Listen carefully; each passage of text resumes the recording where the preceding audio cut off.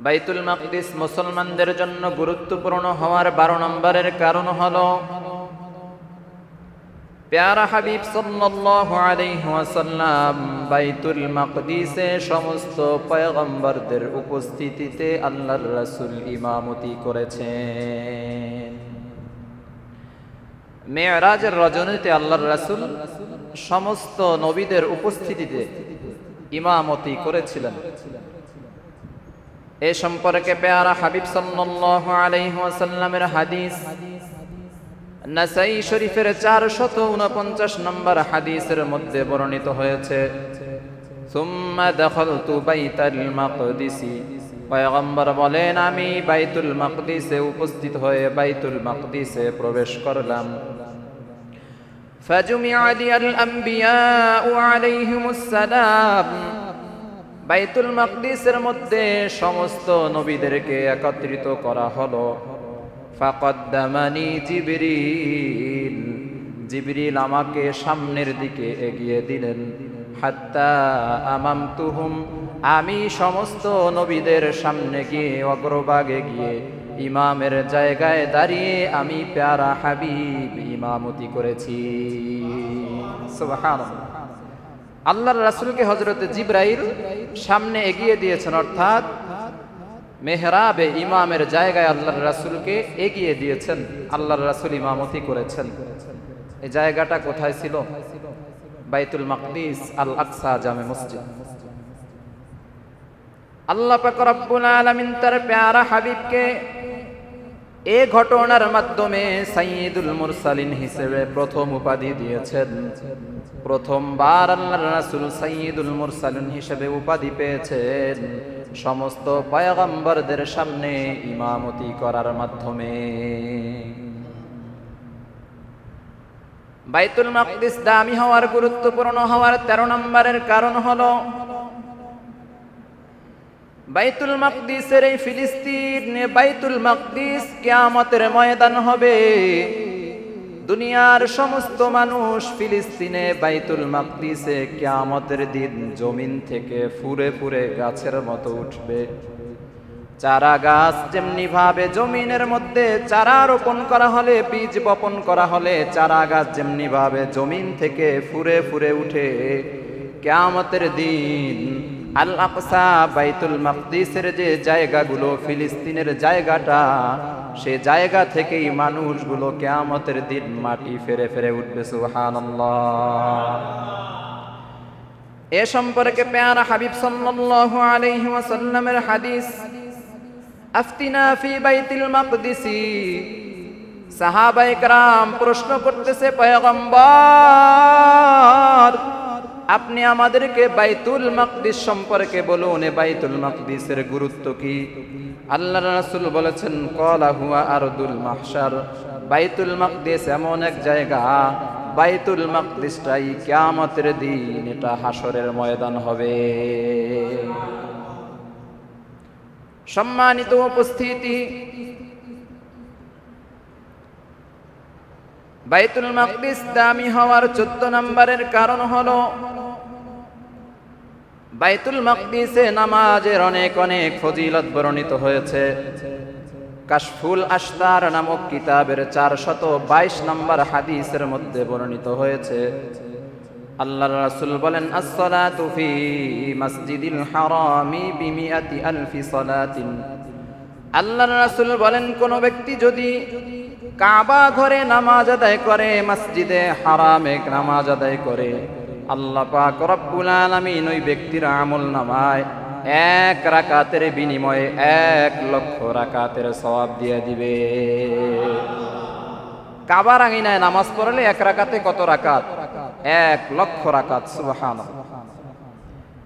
প্যারা হাবিব বলেন, as-salatu fi masjidi fi bayt as-salatu fi masjidi bi alfi salatin।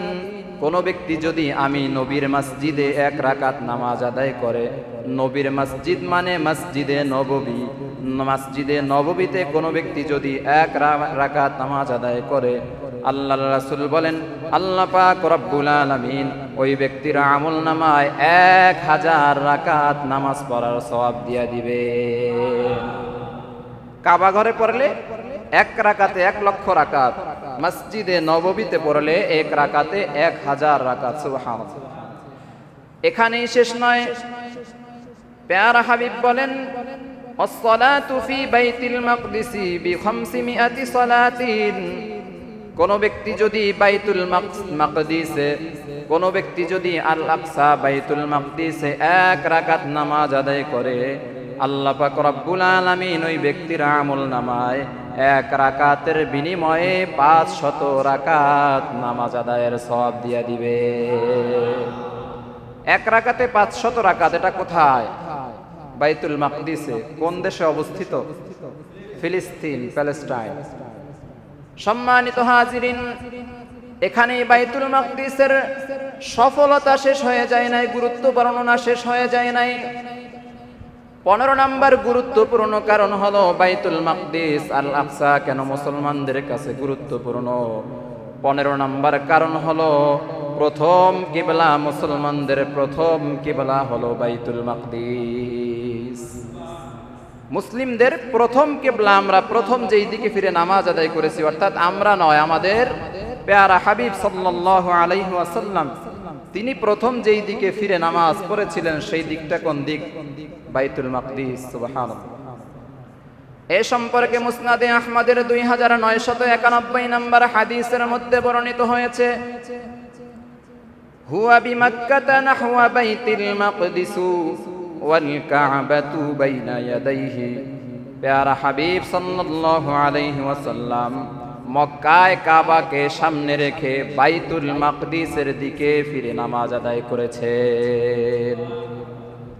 وبعدما هاجر إلى المدينة 16 شهرا।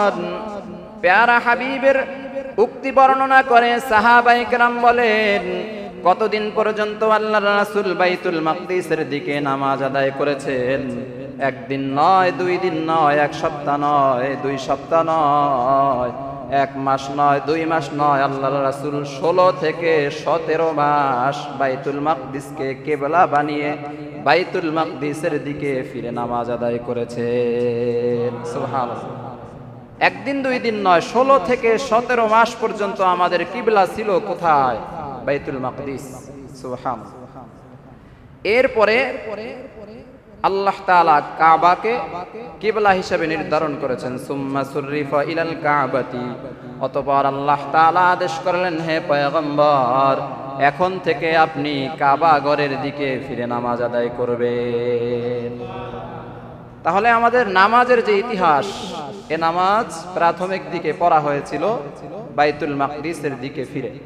পরবর্তীতে আমাদের কিবলা পরিবর্তন হয়ে গেছে, চেঞ্জ হয়ে গেছে। সম্মানিত হাজিরিন, আমাদের প্রথম কিবলা ইহুদিরা খাওয়ার জন্য পেতে আছে।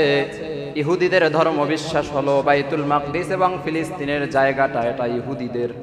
ইহুদিরা মনে মনে বিশ্বাস লালন করে ফিলিস্তিনের মধ্যে মাসি আসবে। মাসি মানে হচ্ছে দাজ্জাল। মাসিহ আসার পরে দাজ্জাল যখন আসবে তখন ফিলিস্তিনকে এই ইহুদির বাচ্চারা তৃতীয় মন্দির হিসেবে ঘোষণা করবে। অর্থাৎ ইহুদির বাচ্চারা প্রস্তুতি শুরু করে দিয়েছে, ফিলিস্তিনের মধ্যে দাজ্জাল আসবে। দাজ্জালের যে খানকা হবে, দাজ্জালের থাকার যে জায়গাটা হবে, সেই জায়গা হিসেবে ইহুদির বাচ্চারা ফিলিস্তিনের জায়গাটাকে পরিষ্কার করার চেষ্টা করতেছে। মুসলমানদেরকে গুলি করে বোমা মেরে মারতেছে, মুসলমানদের প্রাসাদগুলো ভেঙে চুরে জমিনের সাথে মিশিয়ে দিচ্ছে। এদের পরিকল্পনা হলো ফিলিস্তিন এবং আল আকসার যে জায়গাটা, এই জায়গার মধ্যে এরা তৃতীয় বিশ্ব মন্দির সৃষ্টি করবে। সেই জায়গার মধ্যে দাজ্জাল আসবে।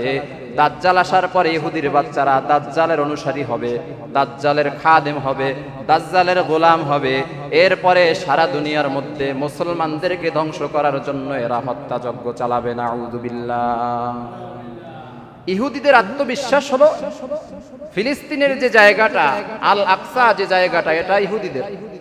এরা মনে করতেছে যে এখানে ঈসা আলাইহিস সালাতু ওয়াস সালামের বাসভবন ছিল, খানকা ছিল। এই বিশ্বাস নিয়ে এরা মুসলমানদেরকে কচুকাটা করতেছে। জায়গাটা এদের লাগবে, এরা পরিষ্কার করতেছে। বিল্ডিং গুলো ভেঙে চুরমার করে দিয়ে পরিষ্কার করতেছে, মুসলমানদেরকে হত্যা করে পরিষ্কার করতেছে। এরা তৃতীয় বিশ্ব মন্দির বানাবে এখানে। দাজ্জালের আগমন ঘটবে, এরা দাজ্জালের অনুসারী হবে, দাজ্জালকে ওই জায়গার মধ্যে এরা থাকতে দিবে, এই পরিকল্পনা যে আমরা যদি ফিলিস্তিনের মধ্যে এই কাজটা করতে পারি তাহলে দাজ্জাল তো সারা পৃথিবীর সবথেকে বড় ক্ষমতাধর হবে, তো ক্ষমতাধরের খেদমতে যদি থাকা যায়, সদস্য যদি হওয়া যায়, তাহলে তো আর লাভের শেষ নেই।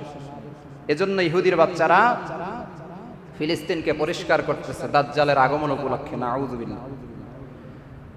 সম্মানিত হাজিরিন, ভালো করে বুঝতে হবে, ইহুদিরা তাদের ধর্ম বিশ্বাস অনুযায়ী ফিলিস্তিনকে পরিষ্কার করতেছে, ওরা ভাবতেছে ওটা ওদের জমিন, কিন্তু আল্লাহ পাক রব্বুল আলামিন এবং তার পয়গম্বর কোরআন হাদিসের মধ্যে আমাদেরকে অসংখ্য জায়গার মধ্যে বুঝিয়ে দিয়েছেন ফিলিস্তিন এবং আল আকসা এটা কোনোভাবেই ইহুদিদের জমিন নয়, এটা মুসলমানদের জমিন, এটা মুসলমানদের প্রথম কিবলা, মুসলমানরা প্রথম দিকে এই কিবলার দিকে ফিরে নামাজ আদায় করেছে, সুতরাং মুসলমানদের প্রথম কিবলা কোনোভাবেই ইহুদি খ্রিস্টান বেঈমান নাফরমানদের হাতে আমরা ছেড়ে দিতে পারবো না। ভালো করে বুঝতে হবে, প্রথম কিবলা আমাদের, এটা কোনোভাবেই ইহুদিদেরকে, খ্রিস্টানদেরকে, বিধর্মীদেরকে ছেড়ে দেয়া যাবে না। সম্মানিত হাজিরিন, যে কোনো কিছুর বিনিময়ে আমাদের প্রথম কিবলা রক্ষা করতে হবে। এটা হতে পারে জীবনের বিনিময়, রক্তের বিনিময়, একটি দুইটি জীবন নয়, লক্ষ লক্ষ কোটি জীবনও যেতে পারে, তারপরেও মুসলমানেরা প্রথম কিবলা ইহুদি খ্রিস্টান বেঈমানদের হাতে সুপর্দ করতে পারবে না। এজন্য লাগাতার যুদ্ধ চলতেছে অনেক বছর যাবত। ফিলিস্তিনের মুসলমানদের হাতে বেশি অস্ত্র নেই, তারপরেও তারা ধৈর্য সহকারে যুদ্ধ মোকাবেলা করতেছে, জমিন ছেড়ে পালাচ্ছে না। জমিন ছেড়ে কেন পালাইতেছে না? কারণ হচ্ছে আল্লাহর পক্ষ থেকে দেয়া প্রথম কিবলা, এই কিবলাকে জীবনের বিনিময়ে হলেও রক্ষা করতে হবে। মুসলমান, সত্যিকারের মুসলমান পিছনে পালাতে জানে না, পারে না, পারবে না, সম্ভব না। আমাদের প্রথম কিবলা, এই প্রথম কিবলাকে জীবনের বিনিময়ে হলেও রক্ষা করতে হবে। প্রথম কিবলা খাবেলে খাবি, রক্ত নিবি কত, রক্তে নদী বইবে তবু হইব না কোনত, মরলে শহীদ বাঁচলে গাজী এটাই মোদের শান, প্রাণের কিবলা রক্ষা করতে রাখবো বাজি জান, ভয় পেও না বীরের জাতি, আল আকসায় জ্বলবে বাতি, চালাও প্রতিবাদ, ফিলিস্তিন ফিলিস্তিন জিন্দাবাদ জিন্দাবাদ, আল আকসা আল আকসা জিন্দাবাদ জিন্দাবাদ, ফিলিস্তিন ফিলিস্তিন জিন্দাবাদ জিন্দাবাদ, নিপাত যাক ইজরাইল নিপাত যাক। নির্লজ্জ ইজরাইল শুন রে জালিম শোন, মাজলুমানের পাশে আছে বিশ্ব মুসলমান। ঠিক না বে ঠিক? নির্লজ্জ ইজরাইল শোন রে জালিম শোন, মাজলুমানের পাশে আছে বিশ্ব মুসলমান, যারা মরতে জানে মারতে জানে, মরলে শহীদ হয়, তারা প্রথম কিবলা করবে দখল, তাদের কিসের ভয়? ঠিক না বে ঠিক? শেষ বিন্দু রক্ত দিয়ে ঈমানি শক্তি নিয়ে তোদের ভাঙবে স্বপ্ন সাদ, প্রতিবাদ প্রতিবাদ সবাই করো প্রতিবাদ, প্রতিবাদ প্রতিবাদ চলবে এবার প্রতিবাদ, প্রতিবাদ প্রতিবাদ মুসলমানদের প্রতিবাদ। ফিলিস্তিনে নারী শিশু নয়ের নিরাপদ, আল আকসা ডাকছে তোমায় শোনো আর্তনাদ, লাল হায়না হিংস্রগুলো হয়েছে উন্মাদ, জাগো বিবেক অস্ত্র ধরো, আল আকসা করো আজাদ, এসিটা বন্ধ করো, লোহার টুপি মাথায় পরো, তুমি বীরের জাত, প্রতিবাদ প্রতিবাদ আল আকসা করো আজাদ, প্রতিবাদ প্রতিবাদ মুসলমানের প্রতিবাদ, প্রতিবাদ প্রতিবাদ মুসলমানের প্রতিবাদ। লিল্লাহি তাকবীর, নারায়ে তাকবীর। সম্মানিত উপস্থিতি, ভালো করে আমাদেরকে বুঝতে হবে, মুসলমানদের প্রথম কিবলা কোনোভাবেই ইহুদি খ্রিস্টানদের হাতে ছেড়ে দেয়া যাবে না। এজন্য প্রয়োজনে মুসলমানদেরকে জিহাদ করতে হবে, যুদ্ধের ময়দানে অবতীর্ণ হতে হবে। রক্ত যাবে, জীবন যাবে, কোটি কোটি মুমিনের বিনিময়ে হলেও আল আকসা বাইতুল মাকদিস মসজিদ মুসলমানদের আয়ত্তেই রাখতে হবে। সম্মানিত উপস্থিতি, আমাদের আলোচনার দ্বিতীয় নাম্বারের পয়েন্ট হলো আমাদের পাশের রাষ্ট্র ভারতের মধ্যে ওয়াকফ বিল নামে একটি বোর্ড গঠন করা আছে। অনেক বছর যাবত মুসলমানরা ওয়াকফ বোর্ডের আওতাধীন ছিল। ওয়াকফ বোর্ড বলতে আমরা সহজেই বুঝতে পারবো, আমরা যে জায়গার মধ্যে আছি, যে মসজিদের মধ্যে আছি, এই মসজিদের জায়গাটাও ওয়াকফ করা, ঠিক না বেঠিক? বাংলাদেশের মধ্যে অনেক মাদ্রাসা আছে, অনেক এতিমখানা আছে, অনেক মেহমানখানা আছে, অনেক ধরনের প্রতিষ্ঠান আছে, অনেক ধরনের উপকারী বস্তু আছে যেগুলো মানুষের জন্য, মুসলমানদের জন্য, সাধারণ জনগণের জন্য ওয়াকফ করা। ঠিক তেমনি ভাবে ভারতের মধ্যেও প্রায় 10 লক্ষ একর জমিন মুসলমানদের আছে, যে জমিনগুলো মুসলমানরা ওয়াকফ করে দিয়েছে। মাদ্রাসার জন্য ওয়াকফ করে দিয়েছে, মসজিদের জন্য ওয়াকফ করে দিয়েছে, এতিমখানার জন্য ওয়াকফ করে দিয়েছে। মুসলমানরা ওয়াকফ বিলের বোর্ডের আওতাধীন ছিল। হঠাৎ করে ভারত সরকার গুজরাটের কসাই নরেন্দ্র মোদীর তত্ত্বাবধানে মুসলমানদের সেই জমিনগুলোকে খাবলে খাওয়ার জন্য ভূমিদস্যুরা সেই মুসলমানদের জমিনকে আগ্রাসন করে তুলে নেওয়ার জন্য নতুনভাবে নতুন সিস্টেম চালু করেছে। মুসলমানদের জমিন ওরা দখল করতে চায়। নাউযুবিল্লাহ। ভালো করে আমাদেরকে বুঝতে হবে, ওয়াকফকৃত জমিন এটা আজ নয়, আল্লাহর রাসূলের জামানা থেকেই চলে আসছে। যদিও ওয়াকফ সম্পর্কে কোরআনে কিছু বলা হয়নি, কিন্তু এটা উপকারী কাজ বিদায় আল্লাহর রাসূলের জামানা থেকেই চলে আসতেছে। এই ভারতের মধ্যে ওয়াকফ বোর্ড গঠন করা হয়েছে। ওয়াকফ বোর্ডের মধ্যে মুসলমানদের সম্পদগুলো, ওয়াকফকৃত সম্পদগুলো ঠিকমতো চলতেছে কিনা, এগুলো সঠিকভাবে পরিচালনা হচ্ছে কিনা, এটার জন্য কয়েকটি বোর্ড আছে।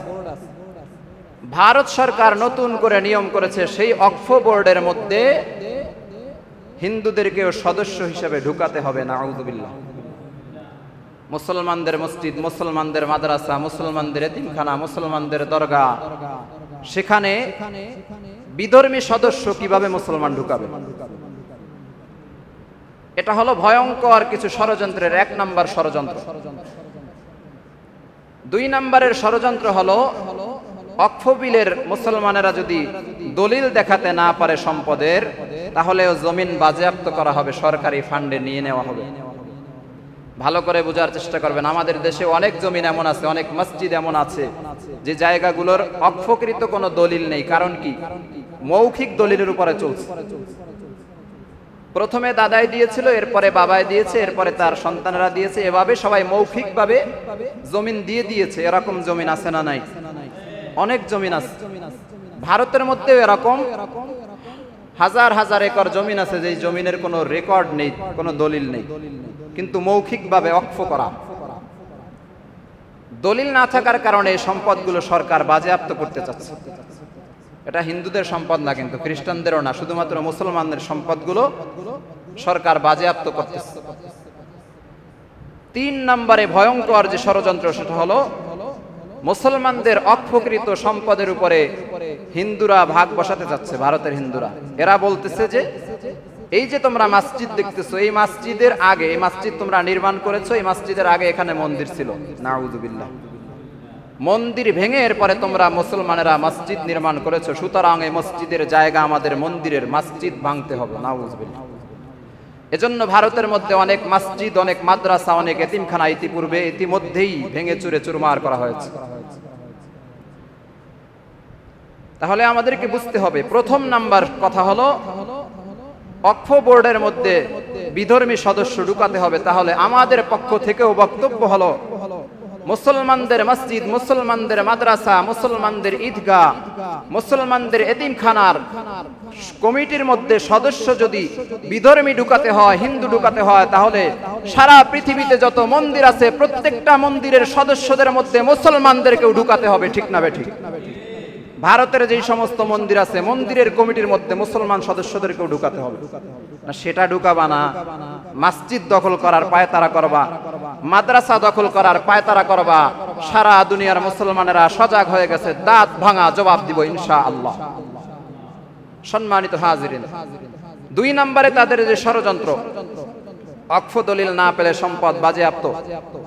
অনেক জায়গারই ওয়াকফের দলিল থাকে না, নাই, মৌখিক দলিলের ভিত্তিতে চলে আসতেছে। এটা শুধুমাত্র যে মসজিদ মাদ্রাসার ক্ষেত্রে তা না, অনেক মন্দিরে খুঁজলে দেখা যাবে ওয়াকফকৃত, কিন্তু এটার কোনো দলিল নেই। শুধুমাত্র মুসলমানদের জমিন বাজেয়াপ্ত হবে কেন? তাহলে হিন্দুদেরটাও বাজেয়াপ্ত হতে হবে, খ্রিস্টানদেরটাও বাজেয়াপ্ত হতে হবে। শুধুমাত্র মুসলমানদেরকে নিয়ে হোলি খেলা করবা, এটা বেশি দিন আর চলবে না। 3 নম্বরে যে সমস্যা বলতেছে যে মুসলমানদের যে মসজিদগুলো করা হয়েছে ভারতের জমিনে, এই জায়গাগুলোতে আগে মন্দির ছিল, নাউযুবিল্লাহ। এটার প্রমাণ আজ পর্যন্ত কোন হিন্দু, কোন খ্রিস্টান, কোন বৌদ্ধ দিতে পারে নাই। এরা মুসলমানদের মসজিদগুলোকে ভেঙে চুরমার করে দিচ্ছে। সময় আসবে আমাদেরও, সময় আমাদেরও আসবে। এখন তোমরা ক্ষমতার বলে অন্যায়ভাবে জুলুম করে মুসলমানদের মসজিদগুলো আঁকড়ে নিচ্ছ, তোমরা জুলুমের ভিত্তিতে মুসলমানদের জমিনগুলো দখল করতেছো। সময় একদিন আসবে, আমরাও প্রাপ্য বুঝিয়ে দিব ইনশাআল্লাহ। সম্মানিত হাজিরিন, এরা আবার মুসলমানদের সাথে নতুন লড়াই শুরু করে দিয়েছে। ভারতের এক ব্রাহ্মণের বাড়ির সামনে দিয়ে এক মুসলমান হেঁটে গিয়েছে, ব্রাহ্মণ মুসলমানকে ধরে মায়ের শুরু করে দিয়েছে। এদের বক্তব্য হলো আমাদের বাড়ির সামনে দিয়ে মুসলমান যাওয়ার কারণে আমাদের বাড়ি নাপাক হয়ে গেছে, নাউযুবিল্লাহ। হিন্দু বাড়ির সামনে দিয়ে মুসলমানদেরকে যেতে দেয় না, আক্রমণ চালায়, মুসলমানদের দোকান ভেঙে দিচ্ছে, মুসলমানদেরকে যেখানেই পাচ্ছে সেখানেই মারতেছে। এটা হলো বর্তমান ভারত অর্থাৎ ইসরায়েলের অবস্থা। আমরা মনে করতেছি শুধুমাত্র ফিলিস্তিনের পাশেই একটা ইসরায়েল আছে, না না, দ্বিতীয় আরেকটি ইসরায়েল আছে, সেটা হলো বাংলাদেশের পাশেই। এই ইসরায়েলরা, এরাও মুসলমানদেরকে কচু কাটা শুরু করে দিয়েছে। এরাও অস্ত্রের ট্রেনিং নিচ্ছে, মুসলমানদেরকে কিভাবে মারবে তরবারির ট্রেনিং এরা মুসলমানদের আগেই নিচ্ছে। মুসলমান এখনো ঘুমান্ত আছে, ব্যবসা বাণিজ্য বিভিন্ন জিনিস নিয়ে মুসলমানেরা ব্যস্ত আছে, কিন্তু এরা মুসলমানদেরকে কিভাবে হত্যা করবে সব ধরনের পরিকল্পনা কমপ্লিট করতেছে। পূজার সময় মন্দিরে মন্দিরে এরা অস্ত্রের মহড়া দিচ্ছে, হাতের মধ্যে অস্ত্র নিয়ে মিছিল করতেছে। এতে কোনো পুলিশ প্রশাসন বাধা দেয় না, কিন্তু মুসলমান ছোট্ট একটা বাচ্চা ঘোড়ার পিঠে চড়ে খেলনা পিস্তল নিয়ে কিছু দূর গিয়েছে, পুলিশ এসে ওই বাচ্চাটাকে থানায় নিয়ে গিয়েছে, নাউযুবিল্লাহ। এটা বাংলাদেশের চিত্র, ভাববেন না যেটা ইসরায়েলের চিত্র। ওরা বিধর্মীরা অস্ত্র নিয়ে, বাস্তব অস্ত্র নিয়ে মহড়া দিচ্ছে, রাস্তায় ঘুরতেছে, মিছিল করতেছে, পুলিশ বাধা দেয় না, অথচ পুলিশ আরো তাদেরকে প্রোটোকল দিয়ে নিয়ে যাচ্ছে। কিন্তু বাংলাদেশের চিত্র, ঘোড়ার পিঠে ছোট একটা বাচ্চা হাতের মধ্যে খেলনা পিস্তল নিয়ে ঘোড়ায় চড়তেছে, সেই বাচ্চাটাকে পুলিশ ধরে এরপরে নিয়ে গেছে, জেলখানায় দেয় না, যদিও থানায় নিয়ে জিজ্ঞাসাবাদ করা হয়েছে, এটা তুমি কেন করলে? খেলনা পিস্তল নিয়েও মুসলমান হাঁটতে পারবে না, কিন্তু বিধর্মীরা বাস্তবিক অস্ত্র নিয়ে মহড়া দিতে পারবে, এতে কোনো সমস্যা নেই। এর মাধ্যমে বোঝা যায় প্রশাসন বলেন আর দায়িত্বশীল নেতা বলেন, এরা সবাই ইহুদি খ্রিস্টানদের দালালি করতেছে, ইহুদি খ্রিস্টানদেরকে ভয় পাইতেছে। সম্মানিত উপস্থিতি, আমাদের আলোচনার 3য় নম্বরে বিষয়বস্তু হলো নারী অধিকার। শাহবাগের মধ্যে কিছু নারী আছে, এরা গোসল করে না, অপবিত্র নারী। হিজরা সংগঠন নারী বিষয়ক সংস্কার কমিশন গঠন করেছে। এই সংস্কার কমিশন থেকে এরা নারী অধিকারের নামে চিল্লায়, বলে নারী পুরুষ সমান অধিকার। নারী এবং পুরুষের সমান অধিকার নিয়ে নতুন ভাবে আবার বাংলাদেশে জাগরণ সৃষ্টি হয়েছে। সমসাময়িক বিষয়গুলো আপনাদেরকে বলতেছি, আপনারা অনেকে মিডিয়ায় চোখ রাখেন না, টিভিতে চোখ রাখেন না, আপনারা জানেন না, এই বিষয়গুলো আমাদের জানা দরকার। ইসলামকে কলুষিত করার জন্য নতুনভাবে সেই শাহবাগী দুর্গন্ধযুক্ত নারীরা যারা গোসল করে না, দেখলে পুরুষ না মহিলা বোঝা যায় না, হিজড়া মনে হয়, এরা আবার নতুন নারী কমিশন গঠন করে এই কমিশনকে সংস্কার করতেছে, সরকারের কাছে প্রস্তাবনা পেশ করেছে। অন্তর্বর্তীকালীন সরকারের প্রধান উপদেষ্টা প্রফেসর ডক্টর ইউনূসের কাছে নতুনভাবে এরা সংস্কার প্রস্তাবনা পেশ করেছে। এই সংস্কার প্রস্তাবনার সংবিধানের ২৮তম অনুচ্ছেদের অধীনে নারী ও পুরুষের মধ্যে নাকি বৈষম্য চলতেছে। সংবিধানের ২৮তম অনুচ্ছেদে যেই বিধিমালা আছে, এই বিধিমালা নাকি নারীদের উপরে বৈষম্য সৃষ্টি করেছে, নারীদেরকে তার বঞ্চিত অধিকার থেকে বঞ্চিত করতেছে। এতটুকু বললেই শেষ হতো না। এরপরে এরা বলেছে বিবাহ এবং বিবাহ বিচ্ছেদ এবং ভরণ পোষণের যে বিষয়টা ধর্মীয় ভাবে আছে, ইসলাম ধর্ম যেই বিধিনিষেধ দিয়েছে, এটা নাকি নারীদের উপরে জুলুম করেছে। জোরে বলেন নাউযুবিল্লাহ।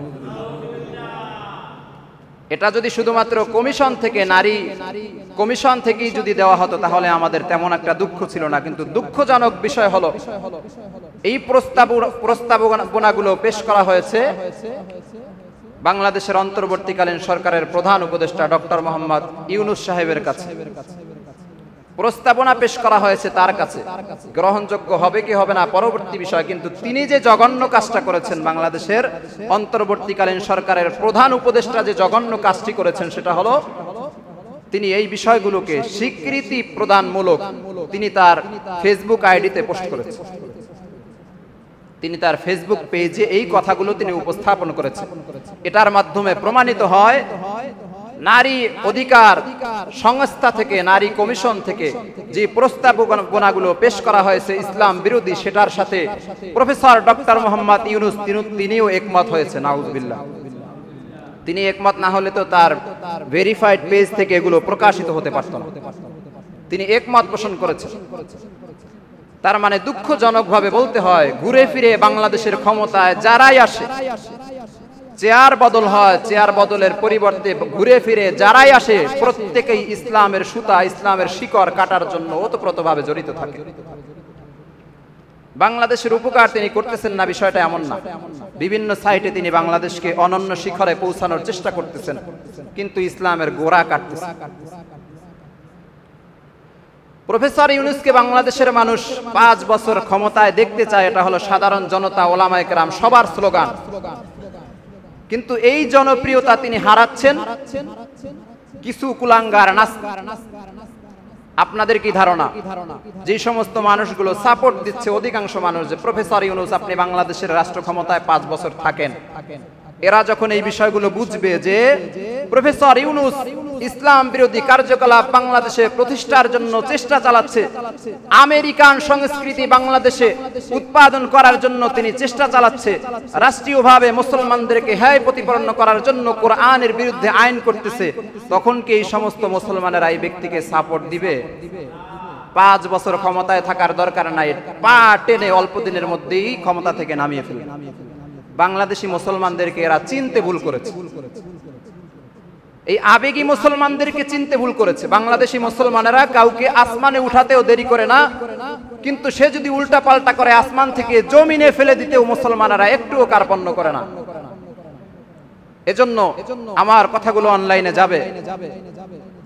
প্রফেসর ইউনূস সাহেবকে বিনীত অনুরোধ থাকবে, ইসলাম বিরোধী কোনো কর্মকাণ্ডের সাথে যুক্ত হবেন না, তাহলে বাংলাদেশের মুসলমান আপনাকে যে সম্মান দিচ্ছে সেই সম্মানে আপনি ভূষিত হতে পারবেন না, সম্মান ধরে রাখতে পারবেন না, চেয়ারের পুরা ভেঙে যাবে ইনশাআল্লাহ।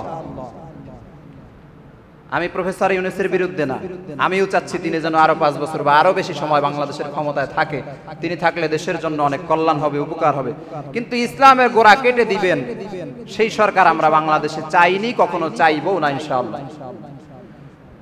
সম্মানিত হাজিরিন, এই নাস্তিকবাদী সেকুলারেরা এরা কোরআনের বিরুদ্ধে আইন করার চেষ্টা করতেছে। প্রফেসর ইউনূসের কাছে এরা প্রস্তাবনা পেশ করেছে। এরা আমেরিকার ট্যাবলেট ভক্ষণ করে বাংলাদেশের মুসলমানদেরকে অশালীন বানানোর চেষ্টা চলতেছে। এই নারী বিষয়ক সংস্কার কমিশনে ধার্মিক নারী খুঁজলে একজনও পাবেন না। যাদেরকে নিয়ে এই সংস্কার কমিটি গঠন করা হয়েছে এদের মধ্যে অধিকাংশ হলো নাস্তিক এবং মুরতাদ এবং ইহুদি খ্রিস্টানের দালাল। নারী কমিশন গঠন করা হয়েছে, এর মধ্যে একজন ধার্মিকও নয়, একজন ধার্মিক নেই, একজন পর্দাশীলও নাই। ধার্মিক তো দূরের কথা, নামাজিও নাই।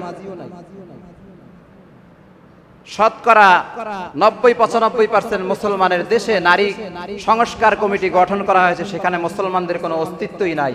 এদেশে কি প্রতিষ্ঠা করতে চায় এরা? সম্মানিত হাজিরিন, এরা নারী অধিকারের স্লোগান দেয়, বলে নারী পুরুষ সমান অধিকার।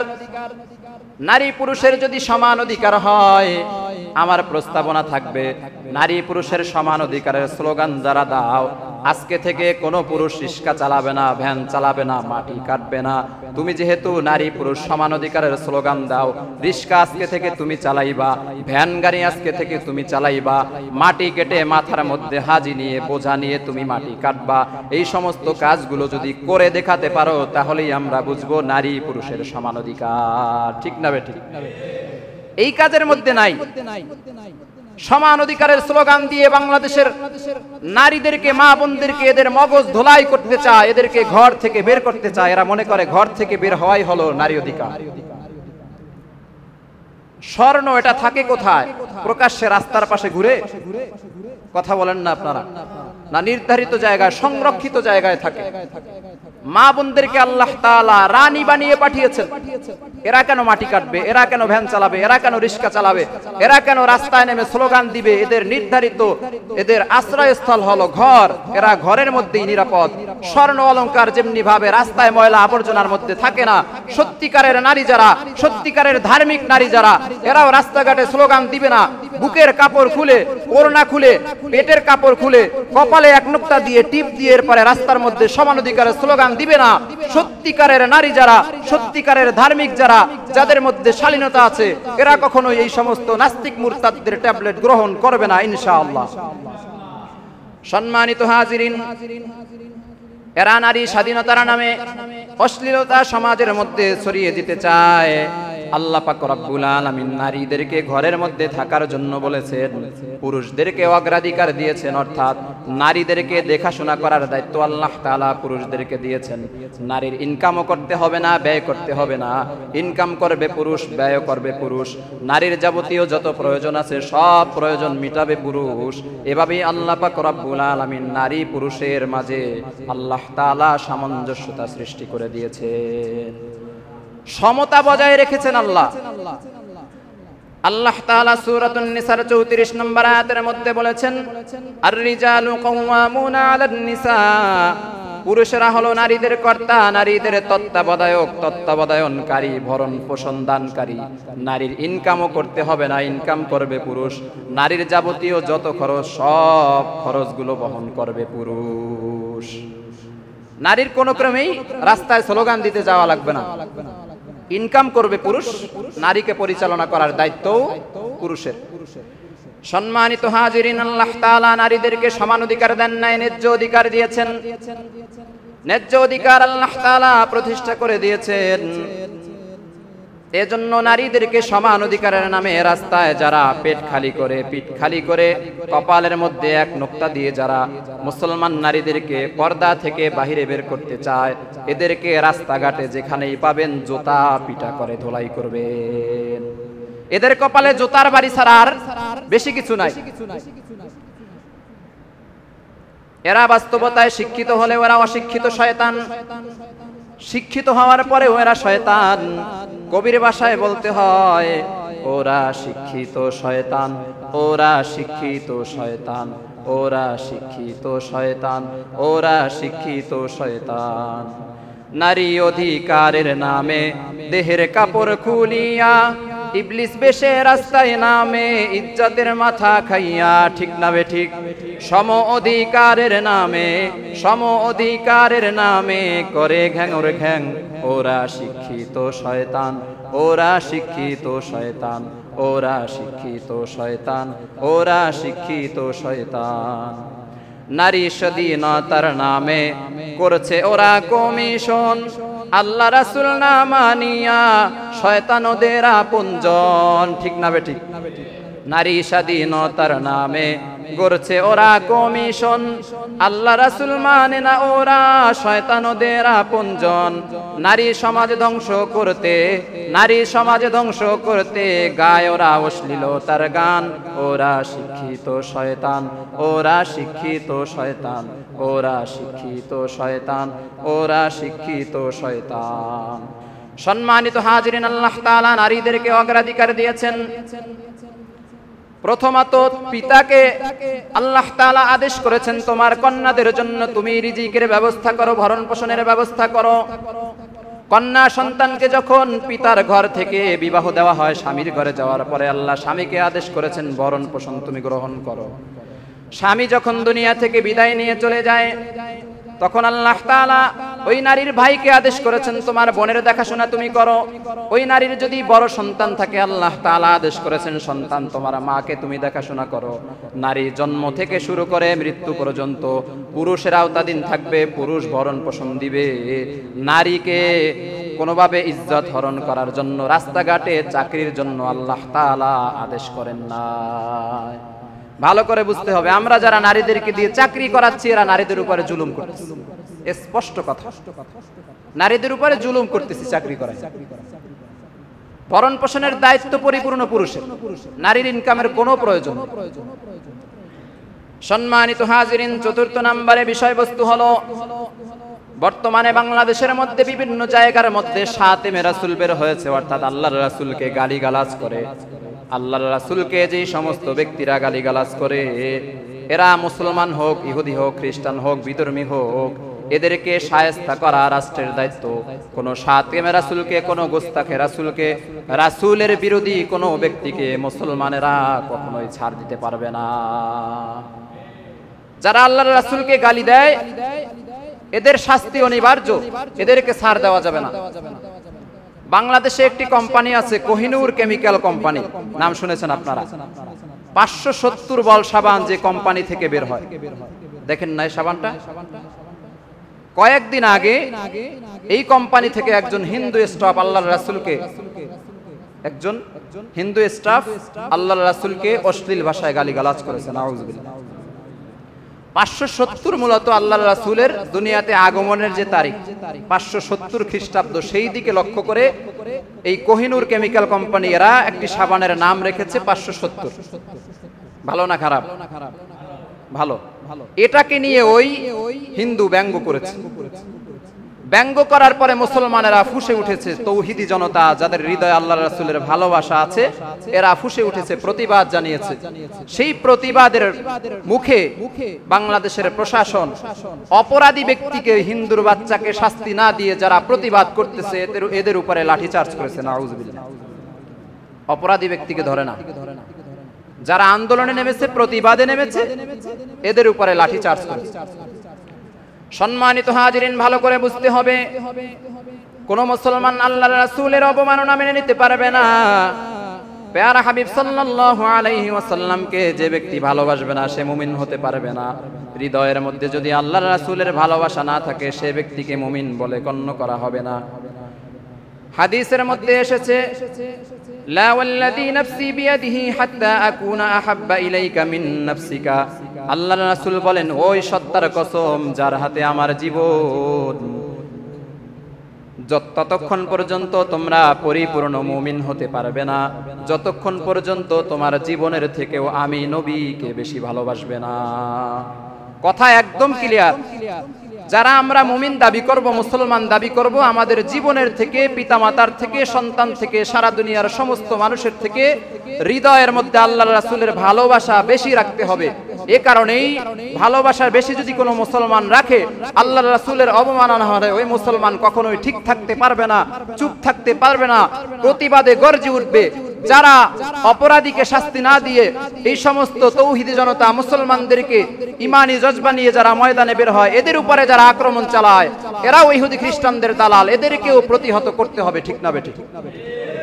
মানি না, মানবো না, মানতে পারি না, আল্লাহ রাসূলের অবমাননা। মানি না, মানবো না, মানতে পারি না, আল্লাহ রাসূলের অবমাননা।